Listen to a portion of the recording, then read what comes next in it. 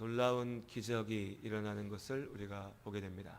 예수님께서 길을 가고 계셨는데 한 여인이 혈루증이라고 하는 병에 걸려 있었습니다.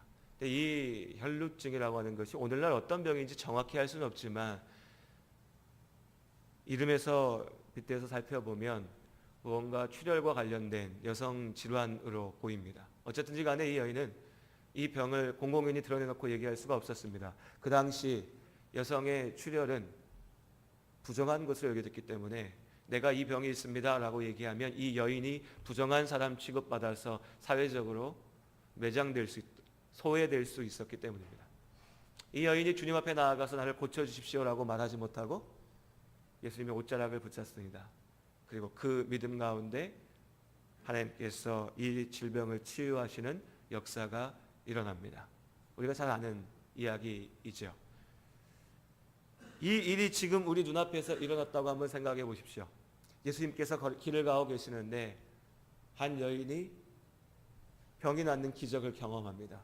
사실 아무도 그걸 몰랐는데 예수님께서 그것을 말씀하시고 이 여인이 주님 앞에 나와서 고백하면서 이 일이 드러나게 됩니다. 사람들의 반응이 어땠을까요? 놀람, 감탄, 경외의 마음으로 주님을 바라보고 그 여인을 바라볼 겁니다. 그런데 이 사건이 벌어지고 있는 중에 예수님의 곁에 서 있었던 한 남자의 표정만은 조금 달랐습니다. 다른 사람들은 다 기적을 내가 직접 봤구나, 들었구나 하는 마음에 기뻐하고 놀라하고 있는데 이 사람은 초조하고 불안하고 지금 눈앞에 벌어진 기적에는 아무 관심이 없는 겁니다. 왜 그럴까? 이 사람은 누구길래 그런 표정과 그런 마음으로 있을까? 그 사람의 이름은 야이로였습니다.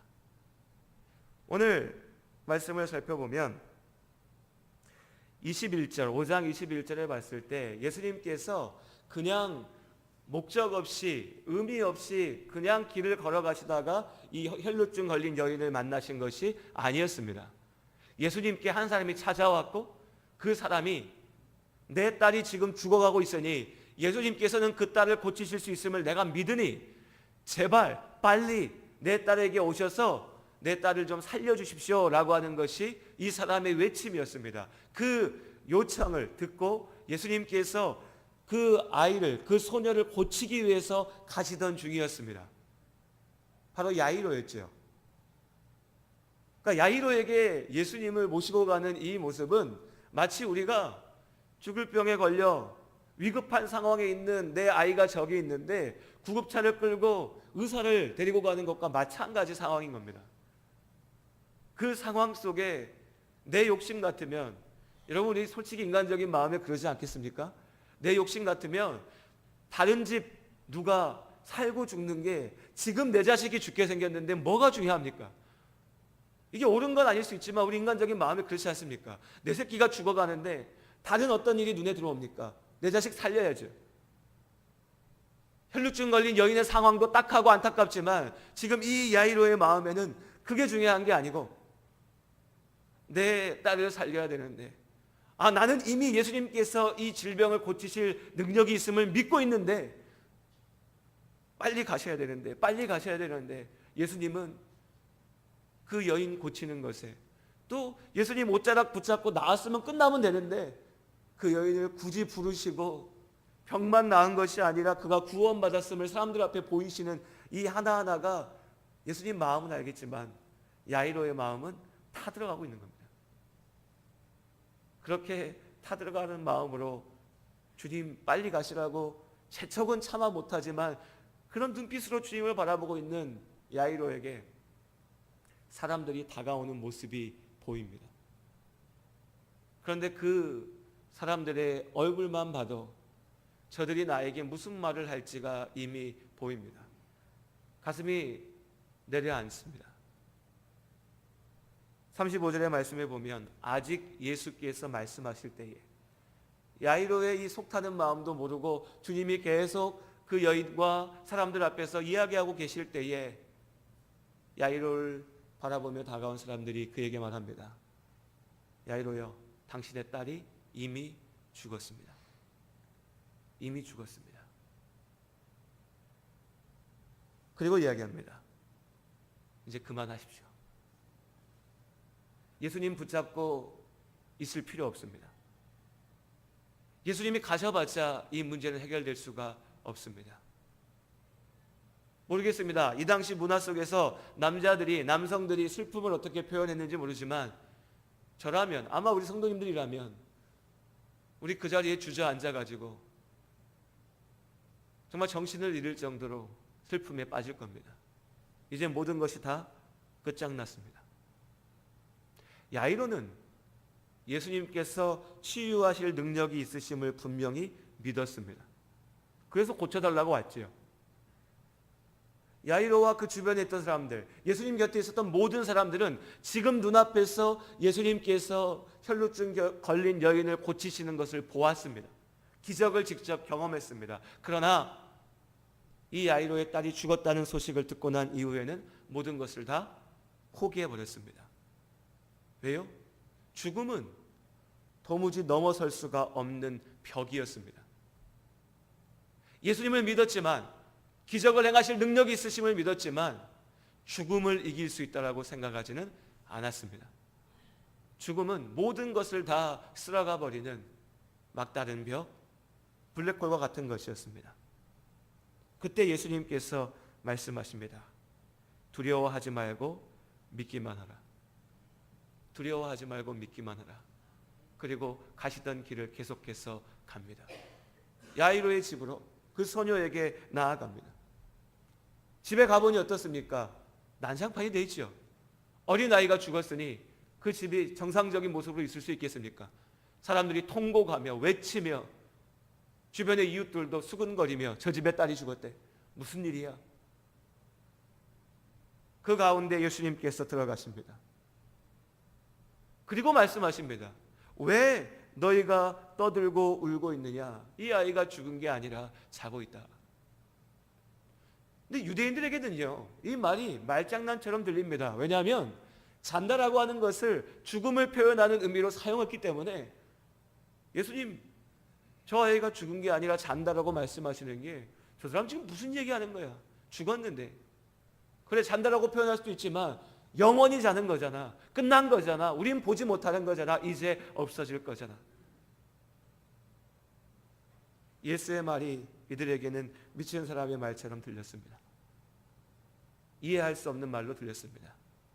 그러나 그 가운데 나아간 예수님께서 그 소녀의 손을 잡고 달리다굼을 외치셨을 때 이 소녀가 죽음에서 일어나 다시 생명 가운데로 나오게 된 줄로 믿습니다. 이 놀라운 기적을 통해 예수님께서는 단지 병을 고치는 것에 그치는 것이 아니라 예수님께서 생명의 주인이심을 보이셨습니다. 우리가 분명히 그렇게 믿습니다. 예수님께서 우리의 생명의 주인 되심을 믿습니다. 그런데 우리가 이 사건, 달리다굼의 사건에서 그래, 예수님께서 생명의 주인이셔, 죽은 사람도 살릴 수 있는 분이야 라고 하는 이 기적을 보고 이 이야기를 마무리해야 될 것 같은데, 그런데 그때 예수님께서 도무지 이해가 안 가는 한마디를 던지십니다. 43절의 말씀인데요, 예수님께서 이 일을 아무도 알지 못하게 하라고 말씀하십니다. 유독 마가복음에 이 예수님의 명령이 분명하게 기록되어져 있는데 사실 잘 이해가 안 됩니다. 이 일을 아무도 알지 못하게 하라. 이게 가능한 일일까요? 모든 동네 사람들이 저 집의 소녀가 죽었다는 걸 알고 있는데 그 아이가 갑자기 밖에 나와서 뛰어다니고 놀고 웃고 사람들 속에 있습니다. 어떻게 이 일을 알지 못하게 할 수 있을까요? 나아가서 이 일이 나쁜 일인가요? 예수님이 뭔가 죄를 지셨습니까?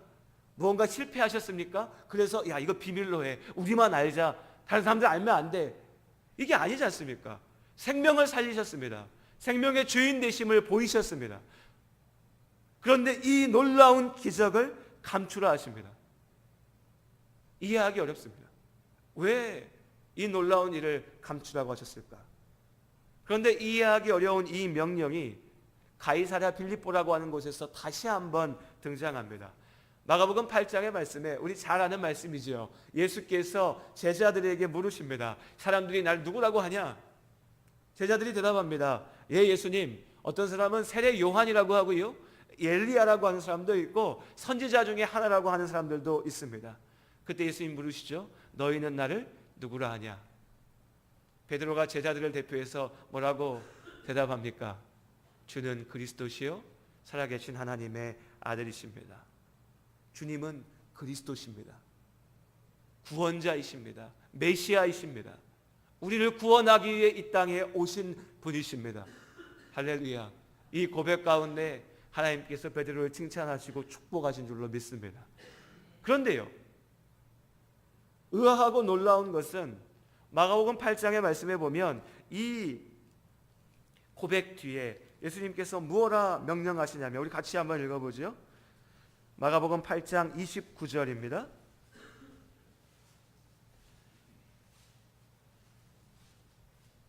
신약성경 67쪽에 있습니다. 마가복음 8장 29절 말씀, 우리 같이 한 목소리로 함께 읽겠습니다. 또 물으시되 너희는 나를 누구라 하느냐? 베드로가 대답하여 이르되 주는 그리스도시니이다 하매. 그리고 이어지는 30절 말씀 함께 읽겠습니다. 이에 자기의 일을 아무에게도 말하지 말라 경고하시고 또 말씀하십니다. 이거 말하지 마. 이거 비밀로 해야 된다. 아무에게도 말하지 마라. 기적을 행하신 이후에 자신에 대해서 비밀로 하라고 하셨던 말씀을 이제 베드로가 주님은 그리스도십니다 라고 고백한 이후에 다시 한번 말씀하시는 겁니다. 이제 우리가 여기서 왜 예수님께서 자신의 기적을 비밀로 하라고 하셨는지 이유를 볼 수가 있습니다. 그 이유는 예수님께서 구원자가 되시는, 예수님께서 메시아, 그리스도 같은 말입니다. 히브리어로 메시아고요, 헬라어로 그리스도시죠. 기름 부음 받은 자, 우리를 구원할 자 되신 것과 관련되어 있다는 것을 우리가 알 수 있습니다. 예수님께서 구원자 되시는 것과 관련되어 있기에 이것을 다른 이들에게 알리지 말라고 하신 겁니다. 여전히 이상하죠? 예수님 우리를 구원하기 위해서 오셨지 않습니까? 그럼 다 알려주셔야 되죠. 왜 이걸 비밀로 합니까? 예수님께서 죽은 사람을 살리신 것처럼 예수님께서 구원자이심을 증명해주는 확실한 증거가 어디 있습니까? 알리게 하셔야죠. 왜 비밀로 합니까? 유대인들은 하나님께서 자신들에게 약속하신 구원자가 오실 것을 믿었습니다. 기다렸습니다. 오늘날까지도 그들은 그 메시아를, 구원자를 기다리고 있습니다. 많은 사람들이 자기가 메시아라고, 자기가 구원자라고, 자기가 하나님이 보내신 하나님의 사람이라고 주장했습니다. 재밌지요? 2000년 전, 수천 년 전에도 그랬고요, 오늘날에도 그렇게 주장하는 말하는 사람들이 심지어는 이 한국 땅에도 있습니다. 자기가 메시아라고, 구원자라고, 내가 구원하기 위해서 왔다라고 얘기합니다. 그리고 그들이 가짜이고 거짓 선지자들이 역사가 증명하고 있습니다. 이제 예수님께서 그들 앞에 나왔습니다.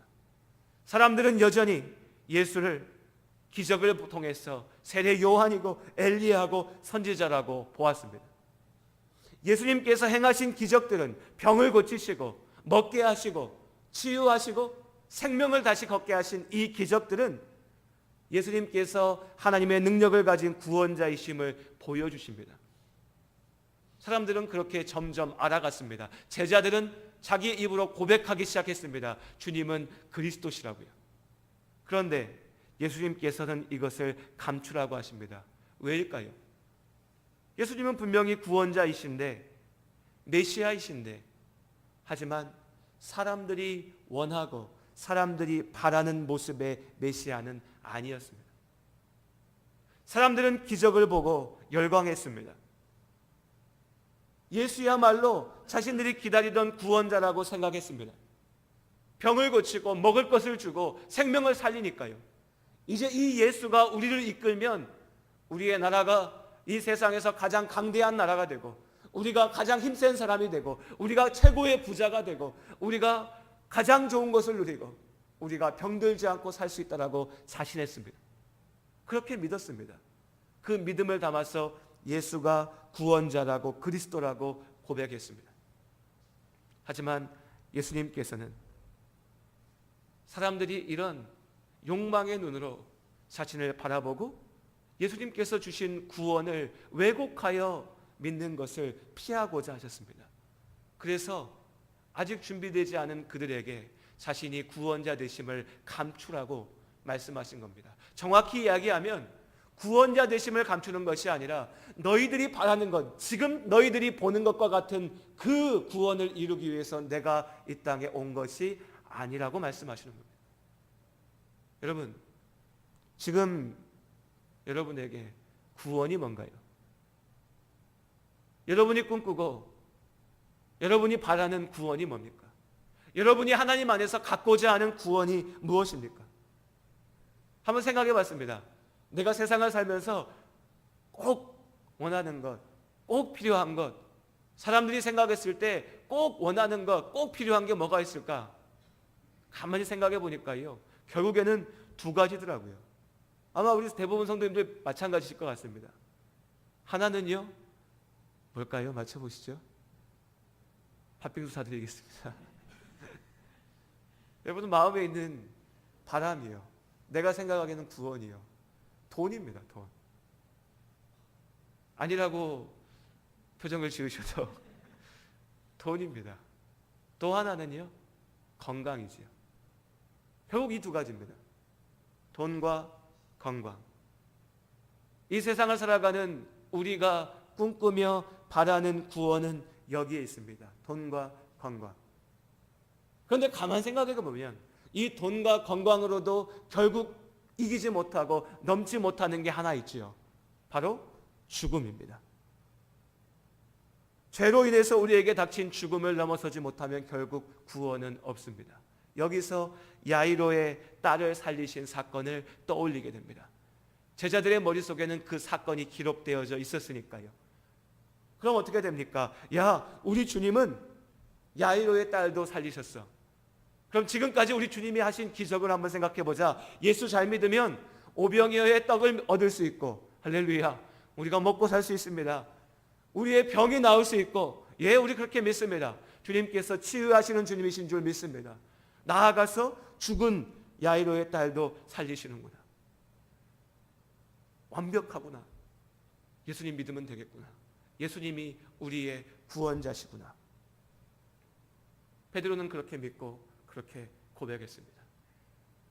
그 베드로 앞에 주님께서 이제 예수님의 구원자 되심의 본질에 대해서 말씀하시죠.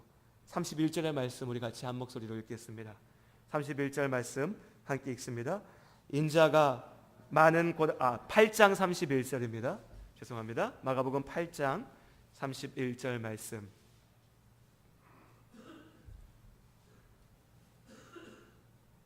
마가복음 8장 31절 말씀 함께 읽습니다.